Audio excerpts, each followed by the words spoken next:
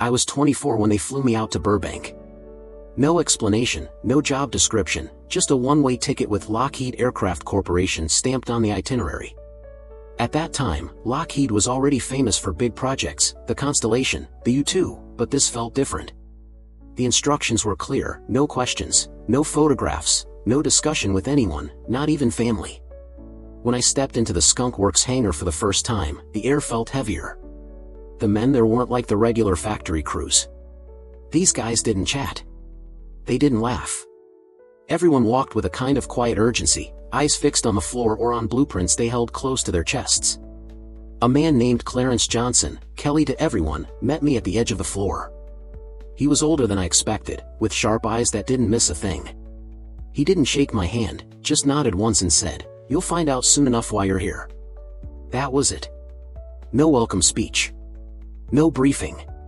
For weeks, they had me on component analysis, studying alloys I'd never even heard of. The prints I worked from had no names, only numbers. I didn't know if I was building a wing strut, a fuel line, or something entirely new. Every page had article written in bold letters, followed by a number. The more I saw that word, the more it started to feel like some kind of code. It wasn't until late summer, when the California heat made the hangar walls sweat, that I got my first real look. I'd been called in after hours to help with an assembly issue, something about a warped panel. The others had already left, and the hangar was quiet except for the hum of the overhead lights. Then the floor started to vibrate with the sound of heavy wheels. When the doors opened, it rolled in. At first, I thought it was a trick of the light, some reflection off the polished aluminum floor. But as my eyes adjusted, I realized I was staring at something that looked wrong. Too long. Too sharp. Like a dart made for the sky. The nose stretched out forever, and the wings weren't really wings at all, just short, almost triangular edges, designed for speed, not lift. I remember stepping closer, my heart racing. The skin of the aircraft was black, not painted black, but a dull, strange black, like it absorbed every bit of light in the room. It didn't shine, it just drank in the glow of the lamps above, as if it didn't want to be seen. One of the senior engineers caught me staring. "Careful," he said quietly, not in a threatening way, but almost like a warning. "Once you've seen it, you can't unsee it." They called it the article. Never a name, never a designation, just the article. In the weeks that followed, I was brought deeper into the project. I learned just enough to understand what we were building, but never enough to know the full picture. The talk around the drafting tables was careful, coded.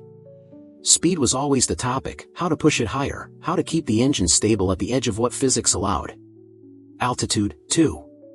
We were aiming for the stratosphere, maybe even beyond, places where no other aircraft had gone. I remember one night, Kelly himself leaned over my shoulder as I reviewed a thermal expansion report.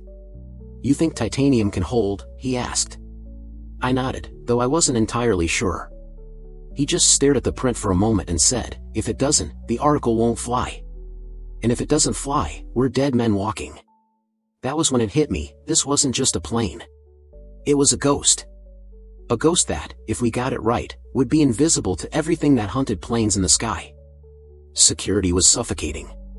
Guards checked our badges twice coming in and twice going out. Every scrap of paper, every note we wrote, had to be turned in or destroyed. Once, I accidentally left a materials report in the wrong bin.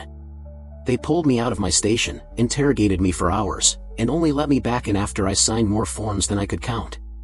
And still, things happened that none of us could explain. One morning, I came in to find a section of the nose cone warped, like it had been bent by heat. No tests had been run. No engines fired. When I asked about it, the senior metallurgist told me to stop asking questions that don't have answers. That phrase became something of a motto for all of us. I started noticing other things, too. Strange hums in the hangar at night when no one was supposed to be there. Instruments flickering without cause. Once, during a test of a new radar-absorbing panel, all the power in the hangar went out for a full 2 minutes. When it came back, the panel's surface temperature had spiked by nearly 50 degrees, despite never being touched. By the end of that year, I wasn't sleeping much. None of us were. There was a quiet understanding among the crew, whatever this thing was, it was going to change the world, or end it. The first time I watched it taxi out of the hangar, there was no crowd, no press, no fanfare. just a handful of engineers and a single pilot in a pressure suit that made him look less like a man and more like something from another planet. The engines coughed, then roared, shaking the walls. The smell of burned JP-7 fuel filled the air, sharp and metallic. As it rolled down the runway and lifted into the night, I realized I was holding my breath. The black shape rose silently, swallowed by the sky until there was nothing left but the faint echo of power disappearing into the distance. We didn't clap. We didn't cheer. We just stood there in silence, staring at the empty runway, knowing we'd just seen something the world wasn't ready for. Back then, I thought I understood what we were building. I thought it was just an aircraft, a fast one, a secret one, but still just a machine. I didn't know then what I know now. This wasn't just the first glimpse of the Blackbird. It was the first glimpse of something we couldn't explain, something that didn't entirely belong to us. They never called it Area 51 back then. To us, it was just Groom Lake, or simply the site. When I first got the transfer papers, I figured it was some temporary assignment, routine maintenance work, maybe support for U-2 ops. But the moment the bus crossed into the Nevada desert, I realized this was something different. The ride-in was quiet. Nobody spoke. Dust clung to the windows, turning the endless stretch of sagebrush into a pale blur. Armed guards checked our credentials 3 times before we even reached the main gate. When the doors finally opened, I stepped out into a dry, silent heat that sucked the moisture right out of my lungs. The base was smaller than I expected. A handful of hangars, a control tower, a strip of cracked asphalt serving as a runway. Beyond that, nothing but flat desert stretching to the mountains. At night, the place was even stranger. No city lights on the horizon, no roads in or out except the one we'd driven in on. Just darkness, and stars so sharp they felt close enough to touch. My job wasn't glamorous. I was just a mechanic, assigned to the night crew. We inspected components, fueled test planes, ran systems checks, always after dark. The higher-ups said it was to avoid satellite detection, but I think it was also to keep us isolated. You work long enough under red floodlights and a desert moon, and you start to feel like the rest of the world doesn't exist. The first few weeks were uneventful. We worked on strange fuselage panels, odd engine assemblies, things that didn't match any aircraft I'd ever seen. The tech manuals were incomplete, deliberately vague. Every page had a stamp on it, classified, need to know. Then, one night, I heard the engines for the first time. I was tightening hydraulic lines in one of the hangars when the sound rolled in from the strip, a deep, metallic roar that rattled the walls and made the floor hum under my boots. I'd heard jet engines my whole life, but this was different. It wasn't just noise. It was a vibration that you could feel in your teeth, in your bones. I stepped outside in time to see it, a long, black shape taxiing down the runway. Under the harsh red floodlights, it didn't look like a plane. It looked like a shadow, a blade slicing across the tarmac. Then the engine screamed, and it shot down the strip faster than anything I'd ever witnessed. Within seconds, it was gone, swallowed by the night sky. Nobody spoke. We just watched the empty air where it had been, then went back to work like nothing had happened. But strange things started happening after that. Some nights, while we were on the flight line, the radios would crackle with bursts of static, no voices, just short, sharp bursts that didn't match any frequency we used. Other nights, the desert air would hum, low and steady, like a far-off generator, even when the entire base was quiet. One night in particular stays with me. It was close to midnight, and I'd stepped out behind the hangar for a smoke. The desert was calm, the stars bright, the kind of silence that makes you feel like you're the last man on Earth. Then I saw it, 3 lights, moving slow across the mountains, too slow for a jet, too steady for a chopper. At first, I thought it was some new test flight, maybe one of ours. But then the lights just stopped. Hung there in the sky, motionless. No sound, no movement. I blinked, rubbed my eyes, and when I looked again, they were gone. The next morning, I mentioned it to one of the other guys on the crew. He just stared at me, expressionless, then muttered, "Don't talk about what you see out here." That was the end of the conversation. A few weeks later, one of the pilots didn't come back. We were told there had been a mechanical failure during a high-altitude test. They shut down the hangar for 2 days, and when we finally got back in, the floor had been scrubbed clean, like nothing had ever happened. His name was never mentioned again. It was like he'd been erased. The more time I spent out there, the more it got under my skin. Nights were the worst. The desert would cool fast, the wind would die down, and the bass would go completely still. That's when you'd hear it, the faint hum coming from nowhere, or the sharp crack of something breaking the sound barrier high above, even when no flights were scheduled. Sleep didn't come easy. In the barracks, guys would toss and turn, chain smoke, or just stare at the ceiling, waiting for dawn. We never talked about the things we heard, or the shadows we saw moving across the desert floor. You didn't have to. The fear was there, unspoken, hanging in the air like the static before a storm. Then came the night of the fire. We'd just finished fueling one of the test articles when alarms went off across the base. A column of black smoke rose from the far end of the strip, and we ran toward it without thinking. What we found didn't make sense. One of the prototypes had come down hard, but the damage wasn't like any crash I'd seen. The airframe wasn't twisted or broken, it looked melted, like it had been flash burned from the inside out. The wreckage was hauled away within hours.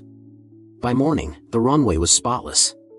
When we asked what happened, the supervisors told us it was a routine incident and not to worry. But we all knew better. After that night, the tests intensified. More flights, more speed, more strain on the crews. The hum in the desert got louder. Some guys started drinking, just to get a few hours of sleep. Others just left. They'd get on the next supply flight out and never come back, no explanation, no goodbye. By the end of that year, I'd learned to keep my head down, do my job, and not ask questions. Out there, under that endless Nevada sky, you started to understand that some things weren't meant to be explained.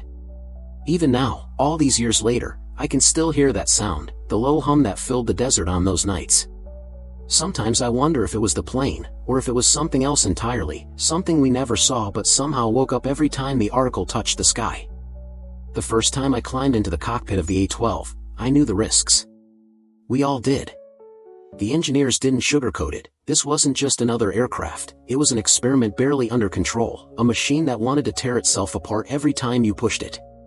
But when you're a test pilot, you live for that edge, the place where skill, instinct, and a little luck keep you alive. That morning in '62, Groom Lake was quiet. The desert was cold, the kind of chill that settles in your bones before the sun burns it off. The ground crew moved like ghosts around the hangar, checking pressure seals, topping off the JP-7 fuel, inspecting panels for hairline cracks that could turn deadly in flight. No one spoke unless they had to. When the crew chief handed me the checklist, he didn't say a word, just locked eyes with me for a second. That was enough. We all knew how thin the margin for error was. Strapping into that seat was like stepping into another world. The cockpit was cramped, almost claustrophobic, with dials and gauges packed so tight you could barely move your elbows. The pressure suit felt heavy, stiff, like wearing a coffin. I remember checking my seals 3 times before giving the ground crew the signal. The engines lit with a deep, guttural roar that I felt more than heard. The whole airframe trembled as the afterburners spooled up, shaking my teeth in my skull. I held the brakes, throttled up, then let her go. Acceleration was brutal, a solid punch to the chest that pinned me to the seat. The strip blurred beneath me, and then the desert floor fell away. The A-12 climbed hard, smooth and fast, like nothing I'd ever flown before.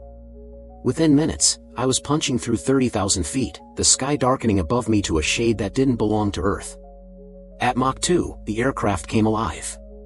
Every surface sang with vibration, the cockpit humming like a tuning fork. At Mach 3, you could feel the heat creeping in, radiating through the panels, making the cockpit uncomfortably warm even with the cooling systems running full tilt. The titanium skin outside was taking the worst of it, expanding, flexing, alive in a way that made you think it could breathe. Everything was smooth until it wasn't. At 75,000 feet, just shy of test ceiling, the right engine hiccuped. A sharp, metallic pop came through the frame, followed by silence in my headset. Then the left engine surged, RPMs spiking in a way that sent alarms screaming across my board. I pulled back power, tried to stabilize, but the A-12 didn't care. She yawned hard to the right, slamming me against the harness. The nose dipped, the airframe shuddered, and for a second, I thought the whole damn thing was coming apart. Training takes over in moments like that. You stop thinking about fear and start thinking about steps. Throttle back. Reset flow. Cross-feed fuel. Talk to control, if you still can. But the radio was dead, nothing but static and sharp bursts of noise that didn't sound like interference. Then came the firelight. The right engine was bleeding temperature like a furnace, numbers climbing past safe limits faster than I could read them. There's a moment, when you're strapped into something moving that fast and that high, when you realize that no one is coming to save you. It's just you, the machine, and gravity waiting below. I shut the right engine down, isolated the line, and fought to keep her level. The A-12 didn't want to listen. She bucked and yawed, the frame groaning in protest. For a moment, the horizon tilted so far I thought I'd black out, but I wrestled her back, hands slick inside my gloves. As the aircraft bled speed, the silence was deafening. The howl of the engines was gone, replaced by the thin whistle of air skimming over the fuselage. My breathing sounded too loud in my helmet, sharp and ragged, like someone else gasping in my ear. Then I saw it. Out of the corner of my visor, past the curve of the canopy, something moved, a flash of light, too steady to be a reflection, too deliberate to be a star. It kept pace with me, just off my wing, silent and bright against the black edge of the stratosphere. For a split second, I thought it was another aircraft, maybe a chase plane scrambled to monitor the emergency. But there was no contrail, no radio check-in, nothing but that light holding position, impossibly still. And then it was gone. Just like that, no arc, no trail, no burn, nothing. 1 second it was there, the next it wasn't, leaving only empty sky where it had been. By the time I coaxed the A-12 down through 50,000 feet, the left engine stabilized. I eased her back toward the strip, heart pounding, sweat cooling in my gloves. Every bump of turbulence felt like the start of another failure, every shift in pressure a threat. The landing was rough, harder than it should have been, but I got her on the ground in one piece. The fire crews swarmed her before the engines even spooled down, dousing the right nacelle in foam, checking for leaks, anything that could explain what had gone wrong. The debrief was cold, clinical. They asked about gauges, about temperatures, about checklists. They didn't ask about the light. I didn't mention it. You didn't talk about things like that out there, not if you wanted to keep flying. Later, one of the engineers pulled me aside. "You know what happened up there?" he asked. I shook my head. He gave a thin smile, the kind that doesn't reach the eyes, and said, "You found the edge. Most men don't come back from it." That night, I sat in the barracks staring at the ceiling, trying to make sense of it all. The failure, the silence, the light that shouldn't have been there. Part of me wanted to believe it was just stress, just the mind playing tricks at 75,000 feet. But deep down, I knew better. Flying the A-12 wasn't just about speed or altitude. It was about touching something most people never would, a place where the line between the known and the unknown blurred, where machines screamed and the sky whispered back. And in that whisper, I swear, there was something watching. I was 29 when the CIA handed me the envelope. No insignia, no stamp, just a thin manila folder with my name typed neatly on the front. Inside were orders with no explanation, a ticket to Nevada, and a single line at the bottom: "You will not speak of what you see. Ever." I'd worked intelligence during the early years of the Cold War, mostly signals and satellite imagery, but nothing prepared me for Groom Lake. It wasn't a base in the traditional sense, it was an island in the middle of nowhere, isolated by miles of dead desert. By the time our transport touched down on the cracked strip, the heat shimmered off the tarmac like water, distorting everything in sight. They didn't greet us. No handshakes, no orientation. A man in a black suit with dark sunglasses simply pointed to a hangar. Inside, I saw it for the first time. It didn't look real. Even sitting still, the black aircraft seemed alive, like it was waiting for something. Its surface absorbed the light, swallowing every reflection, every glint, as though it wanted to disappear even in plain sight. I'd seen plenty of planes before, but nothing that looked predatory. "This," the man in the suit said quietly, "will see what no one else can see." They called it the Oxcart, though later, the word Blackbird started to float around the base in hushed tones. Officially, my job was data interpretation, collecting and analyzing the film and sensor packages brought back from missions. In reality, we were all just tiny parts of a machine so secret that even those of us working on it barely understood what we were part of. The first mission I was cleared to monitor was over the South China Sea. The pilots went up just before dawn, when the air was still and the ground crews could move under cover of darkness.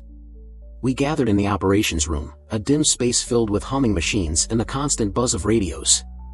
The flight path showed a smooth arc across international airspace, never breaching the red lines that would trigger a diplomatic nightmare. But everyone in that room knew the truth: this jet could fly wherever it wanted.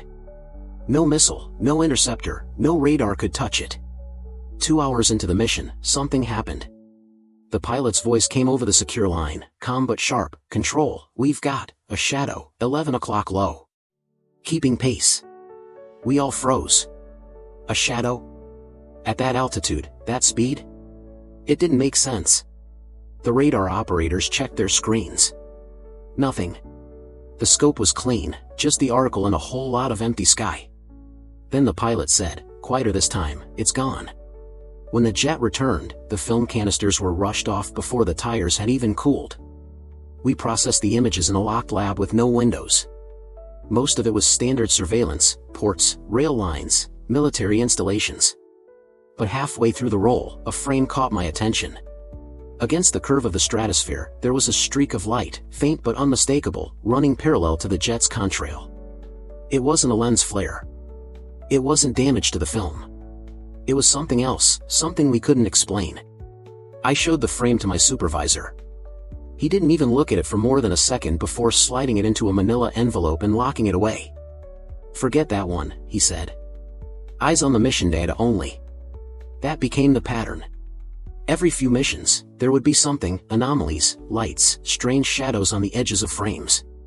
Pilots would report visual disturbances or unidentified contacts that never showed up on radar. And every time, the evidence vanished into those envelopes. By late '64, the missions grew bolder. The Blackbird was flying deeper into hostile territory, sometimes skimming the edges of airspace we weren't even supposed to know existed. The pressure on the crews was immense. I remember one pilot walking into debrief pale and shaking, his suit still streaked with sweat. He sat down, stared at the table, and whispered, "It was up there with me. For at least 200 miles. No one asked what it was." In the evenings, after the hangars went quiet, I'd walk out past the perimeter fence and stare at the sky. The desert at night was silent, so still it almost felt staged. Every so often, a dark shape would rise off the strip, the Blackbird cutting through the darkness without a sound, engines barely audible until it punched through the upper layers and left nothing but silence behind. We used to joke that we were ghosts, working in a place that didn't exist, on a plane no one would admit to, collecting secrets the world wasn't ready to see. But it didn't feel like a joke for long. One night, just after midnight, I stayed late in the lab, reviewing a run from over Eastern Europe. The room was empty except for the hum of the machines. As I scrolled through the film, the lights flickered, once, twice, and then held steady. On the last frame, there it was again, a streak of light, perfectly parallel to the Blackbird, almost as if it had been escorting it. I remember leaning back in my chair, staring at the image, feeling something cold settle in my chest. Because by then, I knew what would happen next. And sure enough, within an hour, 2 men in black suits came in, took the frame, and told me to log the reel as partial, classified anomaly. We didn't talk about anomalies. By the end of that year, I'd stopped asking questions. You had to. Curiosity got people reassigned, or worse, sent away with no explanation at all. One of the pilots who'd been with the program since the beginning simply disappeared. No goodbye, no farewell flight, nothing. The next day, his nameplate was gone from the locker room. Looking back now, I think that was the year we stopped being just men running missions. We'd stepped into something larger, something we couldn't control or even fully understand. The Blackbird didn't just fly above the world. It flew in the shadows, in places no one else could reach. And somewhere in those shadows, something was watching us. You never forget the first time you push past Mach 3. It's not the sound, because there isn't much sound at all, just a deep, steady vibration that sinks into your bones. It's not even the speed, though the ground below blurs so fast it stops looking like terrain and becomes something abstract. What you remember is the feeling that you've left the world behind, that you're flying somewhere you were never meant to be. That morning in 1966, the briefing was short and sharp, a high-speed recon run over North Vietnam. Tensions were boiling over, and they needed eyes on a set of installations the satellites couldn't cover. The Blackbird was the only thing that could get in and out fast enough to survive the gauntlet of surface-to-air missiles. The crew chief handed me my checklist, but his eyes said everything. It wasn't fear, exactly, more like respect for what we were about to do. The kind of look you give a man who's about to strap himself to a controlled explosion and ride it across the edge of the atmosphere. The pressure suit went on first, layer after layer until you felt less like a pilot and more like a prisoner in your own skin. The helmet sealed with a hiss, and for a moment, I could hear nothing but the sound of my own breathing. The engine screamed to life on the strip, and the whole airframe trembled like it wanted to break free even before I released the brakes. Then came the surge. The acceleration pinned me to the seat, the desert floor blurring beneath me until the runway vanished and the horizon tilted upward. By the time we hit altitude, the sky had changed. It wasn't blue anymore, it was a deep, endless black, scattered with sharp stars that didn't twinkle.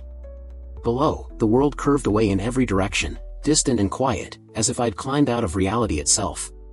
Pushing past Mach 3 wasn't just speed, it was pressure, heat, and the constant hum of the aircraft fighting to hold itself together. The cockpit temperature climbed despite the cooling system, and I could feel the sweat collecting in my gloves.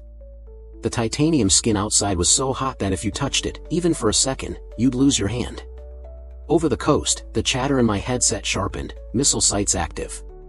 The radar lit up with spikes as the enemy locked on. But at our speed, nothing could touch us.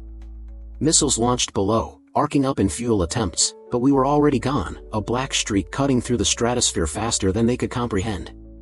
And that's when I saw it. Off the left wing, just beyond the tip of the horizon, there was a glint, faint at first, then steady. At first, I thought it was sunlight bouncing off the edge of the canopy, but it stayed there, locked in position, no matter how much I climbed or banked. I didn't call it in. You didn't report things like that.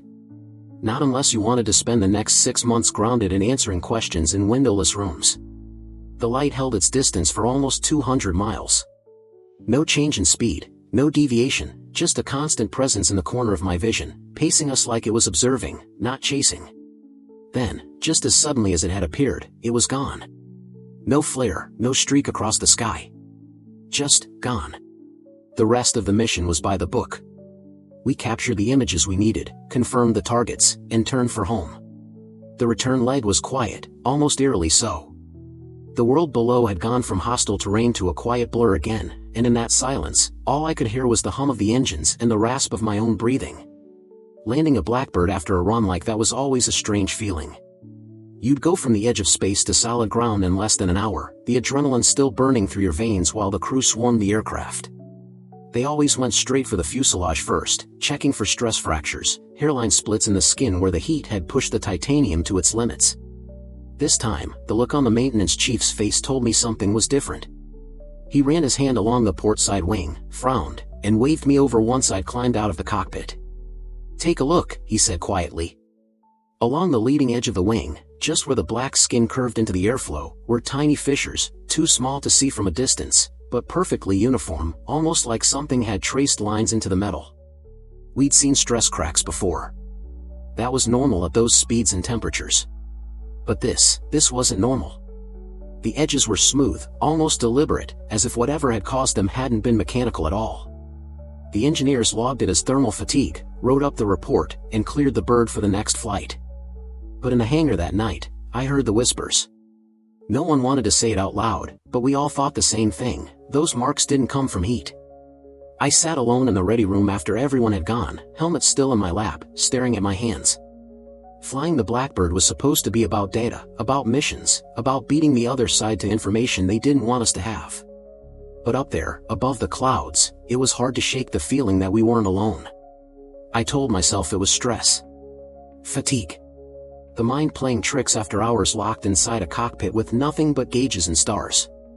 But every time I looked at those clean, impossible fissures on the wing, that excuse felt thinner. A few days later, during another flight, I found myself glancing at the same patch of horizon, waiting for the light to appear again. It never did. But that didn't stop the feeling that something had been there, something watching, patient and quiet. People always asked what it felt like to fly that high, that fast. I used to tell them it was freedom, pure and simple. Now, I'm not so sure. Breaking the sky felt less like freedom and more like trespassing, like stepping into a place where we weren't invited, a place that didn't belong to us. And sometimes, when I closed my eyes at night, I'd hear it again, the steady hum of the engines, the rush of air, and somewhere out in the black, the silent presence of something that shouldn't have been there at all. I'd been at Beale Air Force Base for just over a year when I first saw him. By then, I'd gotten used to the rhythms of the job, nights in the hangar, the sharp sting of JP-7 in the air, and the endless hum of tools and hydraulics that filled every corner of the maintenance base. The Blackbird program had a way of swallowing you whole, making the outside world feel distant and unreal. But nothing prepared me for that night. It was late, close to 2 a.m., and I was the last one in Hangar 3, finishing up a systems check on Article 972. The bird had just come back from a high-speed test flight, and the airframe was still warm, radiating heat through my gloves as I worked along the wing route. The others had clocked out hours earlier, and I stayed behind to make sure the refuel lines were secured. That's when I saw him.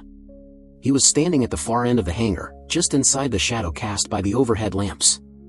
At first, I thought he was one of the engineers, tall, lean, with a clipboard in his hand. But there was something off.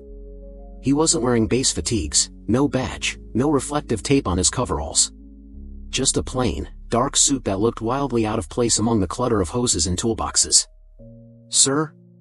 You can't be in here without clearance," I called out, trying to sound more confident than I felt. He didn't answer.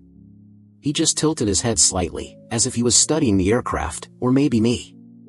I set down my wrench and walked toward him, each step echoing in the empty hangar. But the closer I got, the more wrong everything felt. The air seemed heavier, the hum of the overhead lights faded to a dull buzz, and even the smell of fuel seemed muted, like the world around me had gone flat. When I was about 10 feet away, he turned, not sharply, not startled, just a slow, deliberate turn, and for the briefest moment, I caught his eyes. They weren't cold or angry, they were empty, like looking into a reflection that didn't belong to you. And then he was gone. Not walked away, gone. Not ducked behind equipment, gone. 1 second he was standing there, and the next, there was nothing but the quiet hum of the hangar and the faint ping of cooling metal from the Blackbird's skin. I stood there for a long time, staring at the spot where he'd been, my hands trembling even though the air was warm. Finally, I convinced myself I'd imagined it. Maybe I'd been awake too long, maybe the fumes were getting to me. I finished my checks, locked up, and told no one. But he came back. A week later, during another night shift, I caught him again, same place, same dark suit, same stillness. This time, I didn't approach. I just froze, standing behind the left nacelle of the Blackbird, half hidden in the shadows, watching him as he stared at the aircraft like it was the only thing in the world. Then the lights flickered. Once, twice. By the third flicker, he was gone again. I wasn't the only one who noticed things. Tools left in one place would end up somewhere else by morning. Systems would register phantom faults during pre-flight checks, warnings that cleared themselves after we ran diagnostics. One night, a pilot swore he heard someone in the cockpit with him before takeoff, a voice that whispered something he couldn't quite make out. When I finally worked up the nerve to mention what I'd seen, one of the senior techs, an old hand who'd been with the program since Groom Lake, just shook his head.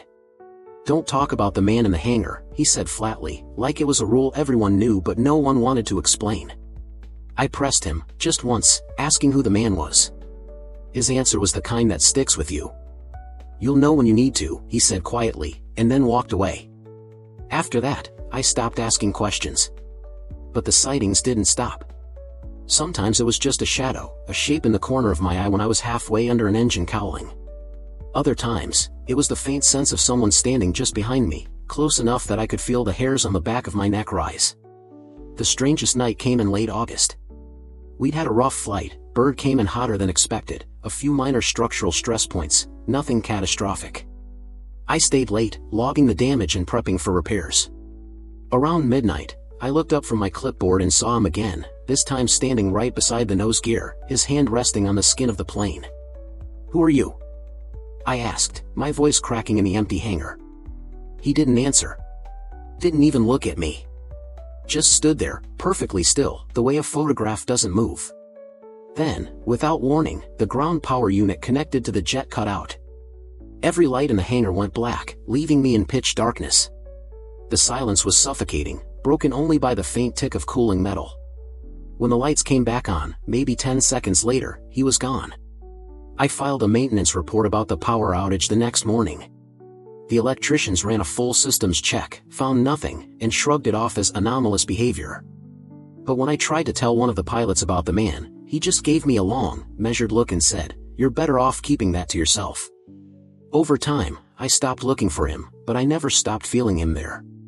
On long nights, when the hangar was quiet and the only sound was the slow drip of condensation or the hum of the fuel pumps, I'd catch myself glancing toward that same corner, half expecting to see him watching the aircraft. Years later, after I'd rotated out of the program, I heard stories from other bases. Different people, different assignments, but always the same description: tall man, dark suit, silent, watching. No one ever figured out who he was, or what he wanted. Some said he was an inspector, some said he was a spook from Washington keeping tabs on the program. Others, quietly, in whispers you could barely hear, suggested something else entirely. I don't know what to believe. All I know is that, for a few years, every time I walked into that hangar, I felt like I wasn't alone. And sometimes, late at night, when I close my eyes, I can still see him standing there, perfectly still, with those empty eyes that seem to look straight through me, as if he knew something I wasn't supposed to understand. They always told us the numbers were limits, not goals. Mach 3.2 was the red line, the point where the skin started to blister, where the engines screamed for mercy, and where even the smallest error could turn the Blackbird into a streak of burning titanium falling from the edge of the stratosphere. But in the spring of 1969, on a mission that was supposed to be routine, we crossed that line. And nothing about that day has ever felt routine since. We'd been running regular overflights across Southeast Asia for months, slipping past radar nets, snapping the kind of images that satellites still couldn't match, then vanishing into the thin blue sky before anyone could even scramble a response. By that point, I'd gotten comfortable in the cockpit, maybe too comfortable. I'd flown the bird enough times that the checklist felt like muscle memory, and the climb through 80,000 feet no longer made my stomach twist. That morning started like any other. Pre-flight at Kadena, a quiet nod from the ground crew, a double check of the fuel load. My reconnaissance systems officer, Mike, didn't say much, he never did, but there was a way he tightened his harness when he sensed something was off. I noticed it, but I didn't ask. Some things you don't need to put into words. Takeoff was clean. We climbed smoothly, the afterburners kicking us forward as the runway fell away beneath us. By the time we reached altitude over the Philippine Sea, the bird felt steady, humming like a coiled spring ready to be unleashed. We leveled at Mach 2.8, cruising along the edge of that invisible wall we'd been taught to respect. Then the warning lights flickered. It wasn't a catastrophic failure, at least, not at first. A fluctuation in the right engine's inlet spike control, just enough to make the gauges dance and my pulse quicken. I adjusted, trimmed, stabilized. But with every second, the drag built up, and to compensate, I pushed the throttles a little harder. Mach 2.9. 3.0. Easy, Mike said through the intercom, his voice calm but sharp. She's running hot. I knew it, but in that moment, all I could think about was keeping her level, keeping the recon cameras locked on target. The brief from Washington had been clear: we needed clean imagery, no gaps, no passes cut short. So I kept my foot in it, letting her run. The temperature gauge climbed. The fuselage groaned, a deep, almost living sound, like the bird herself was warning us to back off. But the air was smooth, the horizon sharp, and the sky around us darkened into that strange midnight blue that only pilots of this machine ever got to see. Mach 3.1, Mike said, his tone tighter now. We should have pulled back. Every instinct told me to ease the throttles, to settle her down before something gave. But then the inlet spike fully reset, the airflow steadied, and for a fleeting second, it felt like the Blackbird wanted to go faster. So I let her. 3.2, 3.25. At that speed, the world stops feeling real. The curve of the Earth sharpens below you, and the atmosphere feels paper-thin. Every slight vibration translates straight through the seat, every gust feels like it could tear you apart.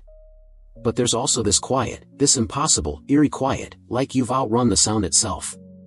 Then we hit 3.3. The skin temp alarms lit up, screaming at us. The right engine spiked, coughed, and for a split second, I thought we'd lost it.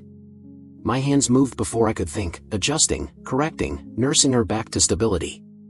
Mike's breathing was loud in my headset, steady but fast. We're done, he said firmly. Bring her down. Now. I eased the throttles back, coaxing her to slow, every nerve in my body strung tight as wire. It felt like an eternity, but slowly, painfully, we dropped back through Mach 3.1, then Mach 3.0, until we were gliding along at a much safer 2.8. Only then did my heartbeat start to slow. The rest of the flight was quiet. No chatter, no jokes. Just the steady drone of the engines and the faint, unnerving tick of cooling metal around us. Back at Kadena, we taxied in like nothing had happened. The ground crew swarmed the bird, checking systems, running their diagnostics. One of the techs looked up at me, eyes wide, and just said, "Skin temps maxed." "You cooked her." They grounded that airframe for 2 weeks for inspections. The titanium had warped in places we didn't think titanium could warp. And yet, somehow, she'd held together, like the Blackbird had decided, just this once, to forgive our recklessness. Officially, the incident never happened. There's no record of that flight breaking past Mach 3.2. The data logs were scrubbed, the reports cleaned. But every time I think about that day, I can still feel the way the cockpit vibrated, the way the air seemed to thin out around us, like we'd crossed into a place human beings weren't meant to be. Not long after, one of the program engineers, quiet guy, always buried in numbers, pulled me aside. "You know what you did up there, right?" he said, eyes sharp, almost accusing. I didn't answer. He nodded like he already knew. "This plane isn't just fast. It's something else. Treat it with respect, or it'll decide for you when you're done." I never forgot that. We never pushed that hard again. Not on purpose, anyway. But every time I strapped into that cockpit after 69, I couldn't shake the feeling that we'd woken something in the Blackbird that day, something that had been waiting for someone foolish enough to see how far it could really go. Even now, decades later, when people ask me what it felt like to fly the State Route 71, I give them the usual answers: fast, smooth, surreal. But that's not the truth. The truth is, beyond Mach 3, it didn't feel like flying anymore. It felt like falling forward into a place where time and air and even fear stopped meaning the same thing. And once you've been there, a part of you never really comes back. I've replayed that mission in my head more times than I can count, and every time I come to the same conclusion: what happened that day in 71 should have been impossible. Planes don't just vanish. Not a bird like the State Route 71, not with our trackers, our protocols, and the eyes of half the world on us. But I was there. I heard the comms go silent. I saw the radar returns fade into nothing. And to this day, no one can tell me where the hell she went. We'd been running a 2-ship operation out of Biel, scheduled for a high-speed recon pass over the Baltic. Nothing unusual, standard route, standard altitude, standard climb into that thin air where nothing could touch us. My bird, 972, had been cleared for the lead position, and trailing us by a few hundred miles was 979, flown by Carter and O'Neill, good men, steady hands, guys I'd trusted with my life more than once. Takeoff was smooth. The climb, uneventful. By the time we hit our operational altitude, north of 80,000 feet, the world below had shrunk to a hazy blue smear, and the chatter in the headset was as routine as it gets. Check-ins, coordinates, minor adjustments. Nothing out of the ordinary. We made our first run without a hitch. Cameras rolled clean, telemetry looked perfect, and the bird was handling like she was born for that sky. Carter's voice over comms was calm, professional, maybe even a little bored. We laughed about it later, how casual he'd sounded just before everything went wrong. It started as static. Just a faint crackle over the comms, like interference. Then Carter's voice cut through, sharp and clipped. "Control, we've got an anomaly. Instruments are, hold on." And then nothing. I called out. No response. I switched frequencies. Still nothing. Our radar screen, normally a steady green trace of their position, began to flicker. One moment they were there, exactly where they were supposed to be, a blip steady as a heartbeat. The next, the screen was empty. 972 to 979, respond, I said, trying to keep my voice level. Silence. Control started to scramble. Alternate frequencies, emergency channels, even the secure band. Nothing. It was like their radios had been ripped clean from the plane, or like they'd flown into a place where no signal could reach. Then, just for a moment, their trace flickered back. It wasn't where it should have been. According to the system, they were 30 miles off course, climbing, accelerating, but climbing to what? The State Route 71 wasn't designed to go higher than the air itself, and yet their telemetry showed altitude numbers that made no sense. I wanted to believe it was a glitch. I told myself it had to be. But deep down, every hair on my neck was standing on end. Seconds later, the trace blinked out completely. And this time, it didn't come back. We broke formation, burned extra fuel we couldn't spare, swept the area in a widening arc, but there was nothing, no smoke, no debris, no sign of a breakup. Just an empty sky and the low hiss of static where their voices should have been. Back at Beale, the debrief was chaos. Engineers tore through every line of telemetry, every second of recorded data. The brass pored over maps, demanding answers none of us had. The official line, at least, the one written down, called it a catastrophic systems failure. They told the families that a Midair breakup was the only logical explanation. But if that had happened, we would have seen something. We would have found something. We didn't. Weeks later, whispers started to spread. Some of the ground techs swore they'd seen an anomalous energy spike in the data stream just before the plane vanished, something they couldn't explain with any of our systems. One guy, a quiet analyst with clearance way above mine, told me in confidence that for 1.6 seconds, their radar registered a return so far off our operational ceiling that the system flagged it as a false reading. He wouldn't say more, just that whatever it was shouldn't be possible in our atmosphere. The part that still chills me? Carter's last log entry, pulled from the onboard recorder they eventually recovered, because yes, weeks later, the recorder turned up in a field in Norway, intact, like it had been placed there. No wreckage, no burns, just the black box, clean as a whistle. The last words on the tape were Carter's, his voice steady but strained. "Mike, are you seeing this?" No, that's not possible. That's not." And then silence. No one ever explained how that recorder traveled thousands of miles from their flight path. No one explained why the internal clock on the device was off by almost 7 hours. And no one explained what Carter had seen in those final seconds. After that mission, everything changed. Flight protocols tightened. Routes were adjusted. And for a while, it felt like there was a shadow over the program, something no one wanted to talk about but everyone could feel. I still dream about that day. About the static in my headset, the empty blip on the screen, the way the sky felt heavier somehow. Sometimes I think about Carter and O'Neill, two men who knew that bird better than anyone, vanishing without a trace. And sometimes, God help me, I think about the part of me that wonders if they didn't crash at all. If maybe, just maybe, they went somewhere we can't follow. Because in this line of work, you learn one hard truth early on: the Blackbird never lies. If she tells you something's gone, it's gone. But I still look up at the night sky, every chance I get, and wonder if somewhere, far above where our eyes can see, there's a black shape carving through the dark, still flying, still running, long after the rest of us have stopped asking questions. By 73, Beale Air Force Base had become more than just a post, it was a world of its own, sealed off from the noise of everything outside. Families lived on edge, crews buried themselves in their routines, and those of us flying the Blackbird learned to keep our mouths shut and our eyes forward. But that year, the air on base felt different. Heavier. Like everyone knew something but no one dared to say it out loud. I'd been flying operational sorties for a few years by then. I'd seen close calls, mid-air malfunctions, engine surges that would make your blood run cold. None of that rattled me. But the silences did, the way conversations would die when certain names or missions came up. And after the disappearance of Carter and O'Neill in 71, that silence only grew deeper. The first sign that something was off came during a late-night maintenance cycle in one of the secondary hangars. I'd stopped by to check on telemetry adjustments for my next sortie when I caught two ground techs arguing in hushed voices near the workbench.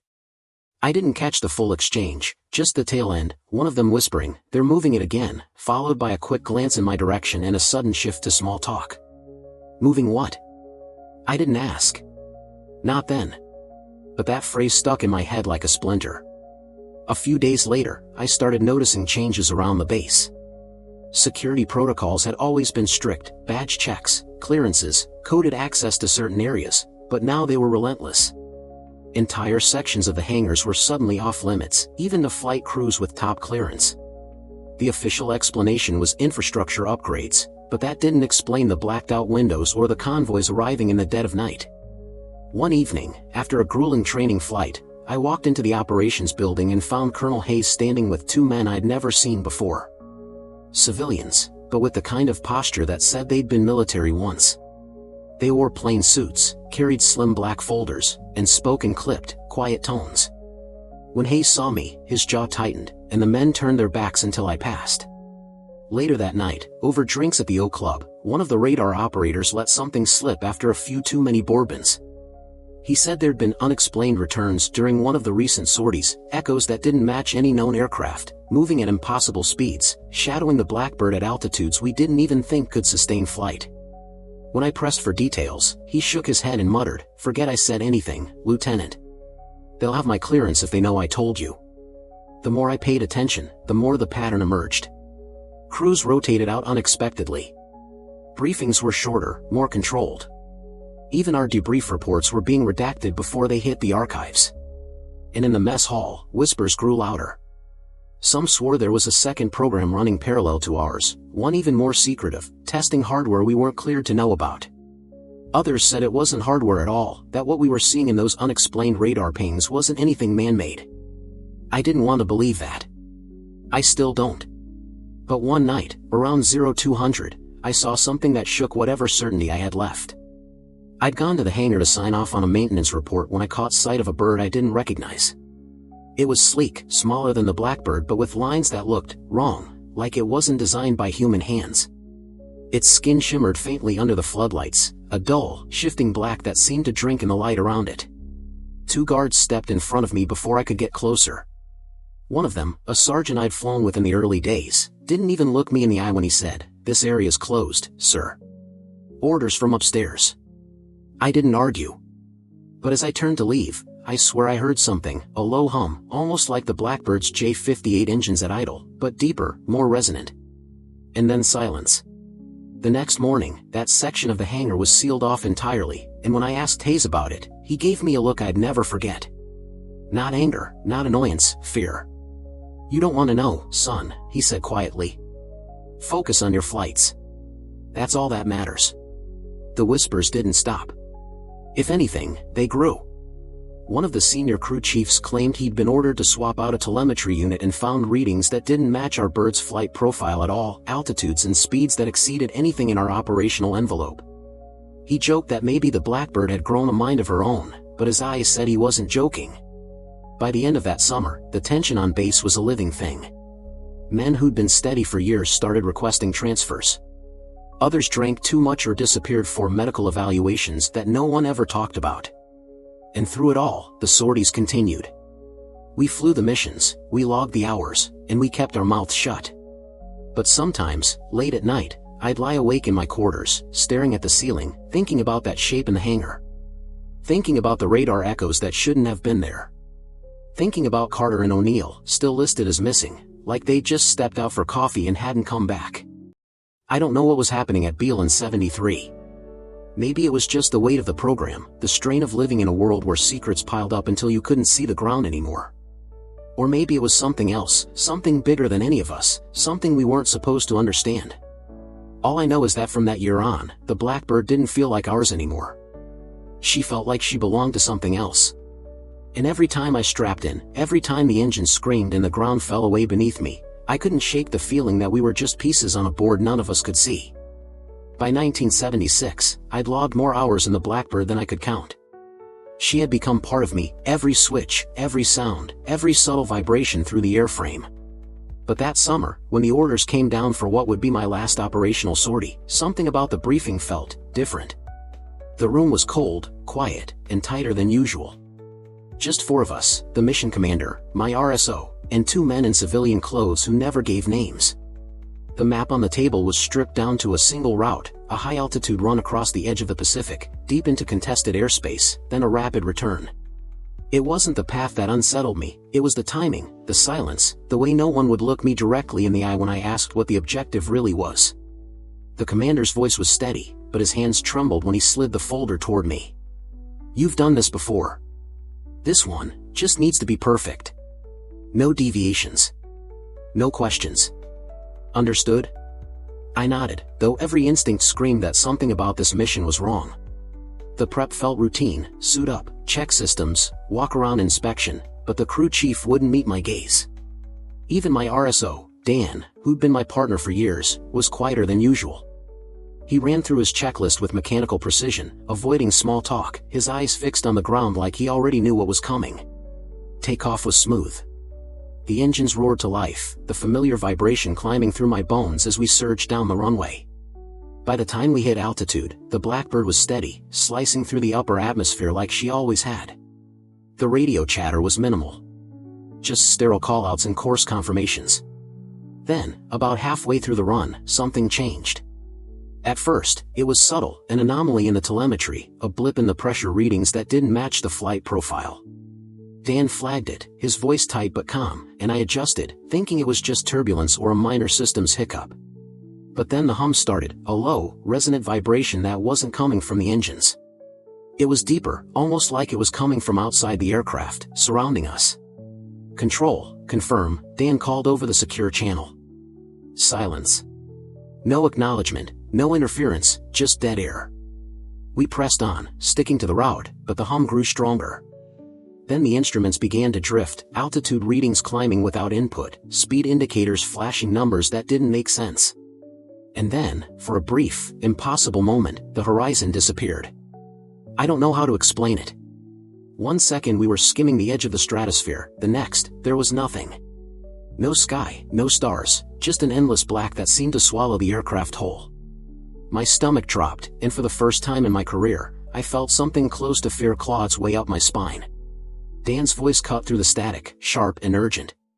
"We're not on the map anymore. Nothing's tracking us." I pulled every procedure I knew, cross-checked every gauge, but the Blackbird felt like she wasn't responding to me anymore, like she was flying herself, locked onto some invisible trajectory. And then, just as suddenly, we were back. The horizon snapped into place, the gauges steadied, and the comms crackled to life with a burst of frantic voices demanding status updates. But something wasn't right. Our coordinates showed us hundreds of miles off course, over a stretch of ocean we hadn't been anywhere near. Ground control was shouting questions we couldn't answer: what happened, why we'd gone dark, why our telemetry had vanished for almost 7 minutes. 7 minutes. To us, it had felt like seconds. We limped back to Beale, fuel running low and systems acting erratic the whole way. The landing was rough, but we made it down in one piece. As soon as we rolled to a stop, the hangar was swarming, not just the usual maintenance crew, but men in suits, clipboards in hand, eyes sharp and unblinking. They ordered us out of the cockpit before the engines had even cooled, ushered us into a briefing room, and locked the door. For hours, they grilled us. Every detail. Every gauge reading. Every word exchanged between us during the blackout. And every time we asked what had happened, what they thought we'd encountered, they shut us down. By the time they released us, the Blackbird was already sealed off, crews working around her under heavy guard. Dan and I didn't talk on the ride back to quarters. What was there to say? Neither of us could explain what we'd experienced, and something in the way those men had looked at us told me we weren't supposed to try. The next morning, my orders were waiting. Effective immediately, I was grounded. Medical evaluation, they called it. Routine. Nothing to worry about. But I knew better. Dan disappeared 2 weeks later. Officially, he'd been reassigned. Unofficially, no one saw him leave. His locker was cleared out, his name wiped from the duty rosters like he'd never been there. As for the Blackbird, she was back in the air within a month, flown by someone else. Whatever had happened on that final mission didn't stop the program. But it stopped me. I stayed at Beale for a while, doing desk work, training younger pilots, pretending everything was fine. But every time I heard the scream of those engines in the distance, I felt that hum again, the low, bone-deep vibration that told me we'd touched something we were never meant to find. I never flew her again. Years later, when they started declassifying parts of the program, I waited for some acknowledgement of that mission, some explanation of where we'd gone, what we'd encountered. It never came. The records for that flight don't exist. Officially, it never happened. But I was there. I know what I felt, what I saw, or didn't see. And I know, deep down, that the Blackbird took us somewhere beyond charts, beyond physics, beyond anything we were trained to understand. And whatever that place was, whatever we crossed into during those missing minutes, it's stayed with me ever since. By the 1980s, the Blackbird was no longer mine. I'd been grounded for years, my logbook frozen in time like it had been sealed in ice. Officially, I was retired from active flight status and reassigned to advisory roles. Unofficially, I'd been told, in that calm, quiet voice they use when something isn't up for discussion, that my days in the cockpit were over. Life without the Blackbird was hollow. I stayed close to Beale at first, working in the shadows of the very program that had shaped my life. I trained new pilots, briefed them on procedures, even debriefed them after missions. But I was never allowed near the real heart of it again, the flights, the missions that mattered, the ones where you could feel the hum of the engines under your bones. Then the visits started. Every few months, men I didn't know, always in pairs, always in plain clothes, would come by my office, or sometimes my house, asking routine questions. They'd check if I'd been contacted by journalists, if I'd spoken out of turn, or if I'd been having any memory inconsistencies. That's what they called it, like the missing time over the Pacific had been some kind of mental glitch I'd invented. The first time, I laughed. By the third visit, I'd stopped finding it funny. And then came the whispers. Not from outsiders, but from people inside. Quiet comments in the mess hall. Pilots who'd flown missions after me, talking in careful, coded language about things that didn't make sense. Navigation systems that briefly went blind. Instruments showing altitudes and speeds that defied physics. Entire telemetry streams disappearing for minutes at a time. I'd listen without saying a word. Because I knew. I'd lived it. One night, in 1983, I was sitting in my car in the Beale parking lot, just watching the hangars across the field. The Blackbirds were lined up in the moonlight, those long, predatory shapes glinting under the floodlights. I saw a crew loading one of them, not with cameras or standard mission payloads, but with something I'd never seen before. Crates that hummed, faintly, even from where I was sitting. When the plane took off that night, it didn't return until just before dawn. No one spoke about that flight. No logs were filed, no names on the duty board. And by the next day, the same quiet men were at the base, walking the corridors with their clipboards, shutting doors behind them wherever they went. I started keeping my distance after that. I stopped asking questions. But the past has a way of finding you. One afternoon in 1985, I got a call from Dan's sister. I hadn't heard from her in almost a decade. She told me that someone had shown up at her door a few days earlier, two men in suits, asking about her brother, the same way they used to ask me. She said they didn't threaten her, exactly, but their message was clear: stop looking for him. Her voice cracked when she said it. I just want to know if he's alive, she told me. I didn't have the heart to tell her the truth, that I didn't know. That I'd stopped believing I ever would. Around that time, I started noticing little things. A car parked across the street that I didn't recognize. A faint click on my phone line when I made a call. Once, late at night, I heard footsteps outside my house, slow, deliberate, but when I looked, the street was empty. It got to the point where I couldn't tell if the paranoia was real or just the residue of those years. Maybe that was the point. In 1987, I finally walked away from the program completely. I packed up, sold the house, and moved north, somewhere quiet where no one knew my name. I told myself I'd find peace there. But peace never came. Every now and then, I'd hear something, a pilot's obituary that didn't make sense, an unexplained incident buried in a newspaper's back pages, or a fleeting mention of unidentified high-speed objects on some late-night radio broadcast. And every time, I'd feel that same chill, the one that started the moment the Blackbird vanished from the radar on my final mission. In the late 80s, I ran into an old mechanic from Beale at a gas station outside Sacramento. He didn't recognize me at first. When he finally did, he froze, glanced around, and lowered his voice. "You know they're still flying her," he said. "Different missions now. Not the ones we used to run." I asked what he meant, but he just shook his head. "It's not for us to understand. It never was." Then he got in his truck and drove off, like just speaking to me had put him in danger. By then, I'd stopped trying to make sense of it. I'd learned the hard way that some things were buried too deep, sealed under layers of silence and shadow that no one man could break through. But there's one thing I can't shake, the feeling that whatever happened up there, whatever we touched during those missing minutes, changed something. Not just in me, but in the aircraft itself. Like the Blackbird had been somewhere she wasn't supposed to be, and when she came back, she wasn't entirely ours anymore. Sometimes, when the night is quiet enough, I swear I can hear it again, the low, bone-deep hum that filled the cockpit just before the horizon disappeared. I've never told anyone that. Not the men who still watch me from a distance. Not the rare friends who still call. But I know what I felt. And deep down, I think they know too. The Blackbird is more than a machine. It always was. And whatever secrets she's carrying now, they're locked away in a place I'll never reach. But sometimes, when the wind shifts just right, I wonder if she's still up there, screaming through the upper atmosphere, carrying shadows in her wake. By the time the 90s rolled in, I thought the Blackbird was behind me. Officially, the program was retired. Public statements claimed the aircraft had done its job, that satellites could now handle what we used to risk our lives to gather. For a while, I almost believed it. I let myself think that the ghosts had finally quieted, that the phone would stop ringing, that I could fade into the kind of life where the loudest sound was the creak of the front porch in the morning coffee brewing. But that peace didn't last. It was a cold morning in late '93 when the envelope arrived. No return address, just my name typed on the front. Inside, there was a single sheet of paper with 2 words, "Final debrief." No date, no time, no instructions, just a location, a nondescript office building outside Langley, Virginia. I stared at it for hours before deciding to go. Something in me needed answers, even if part of me knew I'd never really get them. When I walked into that building 2 weeks later, I half expected it to be empty. Instead, a young man in a gray suit met me at the door.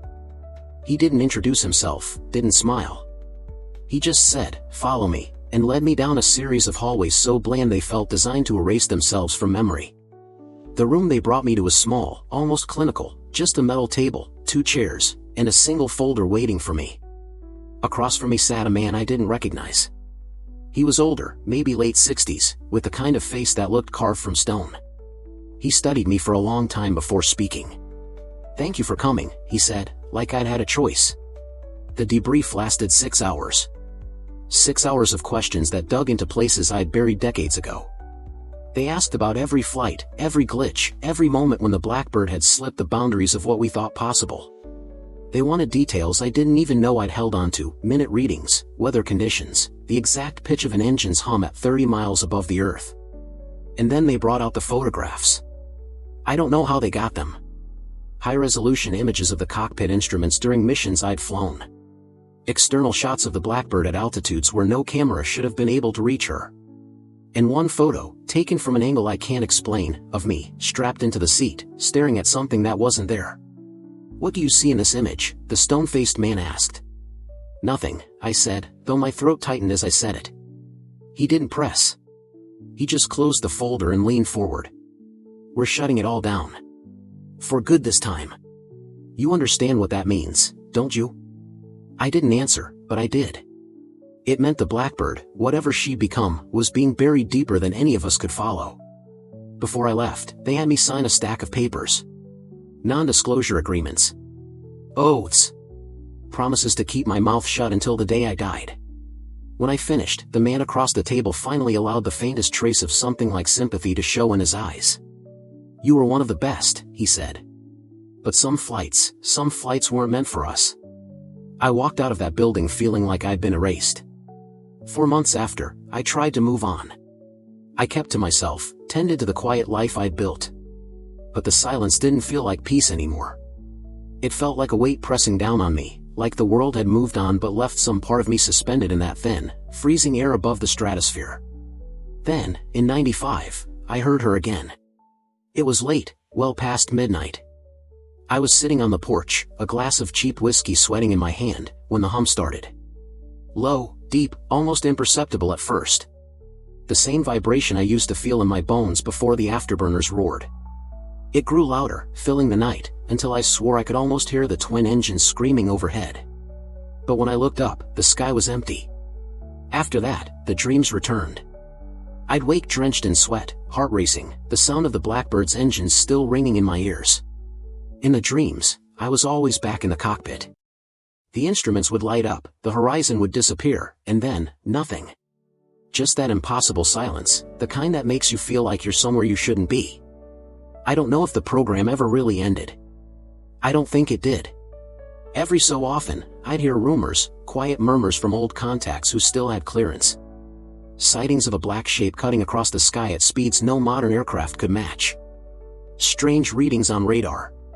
Unexplained sonic booms rattling windows in towns far from any base.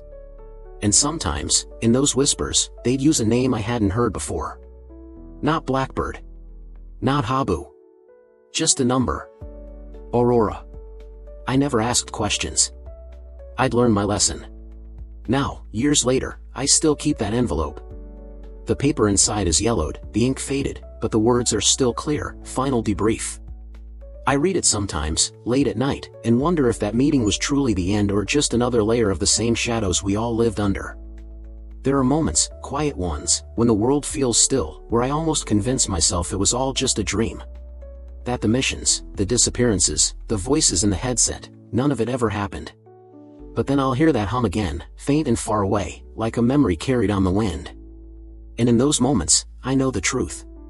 The Blackbird is still out there.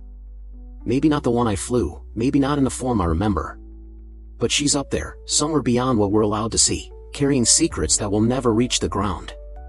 The world will never know what we gave up for her, or what she took from us in return. But I know. And that knowledge, that quiet, heavy knowledge, is something no debrief, no signature, no buried file can ever take away.